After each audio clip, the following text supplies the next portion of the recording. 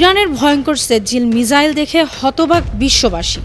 Islamic Revolutionary Guard Corps IRGC ঘোষণা করেছে তারা ইসরায়েলের সেজ্জিল 2 ক্ষেপণাস্ত্র ছুড়েছে। এই ক্ষেপণাস্ত্রটি কঠিন জ্বালানির এক আধুনিক ও শক্তিশালী মাঝারি পাল্লার ব্যালিস্টিক ধরনের। এই ক্ষেপণাস্ত্র হামলার মাধ্যমে শুরু হলো ইরানের ট্রু প্রমিস 3 নামে সামরিক অভিযানের 13তম ধাপ। এই অভিযান মধ্যপ্রাচ্যের উত্তেজনাকে নতুন উচ্চতায় নিয়ে গেছে।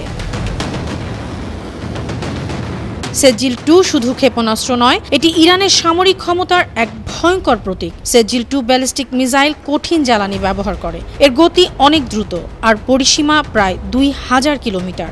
অর্থাৎ ইরান থেকে মধ্যপ্রাচ্যের প্রায় সব জায়গায় আঘাত হানতে পারে এই মিসাইল।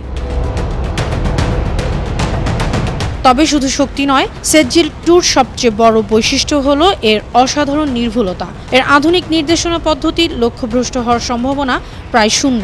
খুব ছোট আকারের গোলক ধাঁধায় মিসাইলটি নিজের গতিপথ নিজেই ঠিক করে লক্ষ্যবস্তুতে আঘাত হানে। আর কঠিন জ্বালানি থাকার কারণে এই মিসাইল দ্রুত বানানো যায়, সহজে চালু করা যায়।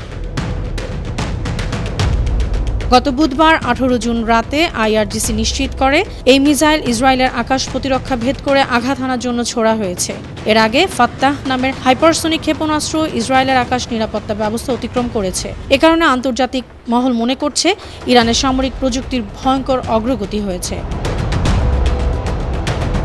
ইসরায়েল অবশ্য এ হামলার কথা আনুষ্ঠানিকভাবে স্বীকার করেনি। তাদের পক্ষ থেকে জানানো হয়েছে প্রতিরক্ষা ব্যবস্থা সর্বোচ্চ সতর্কতায় আছে।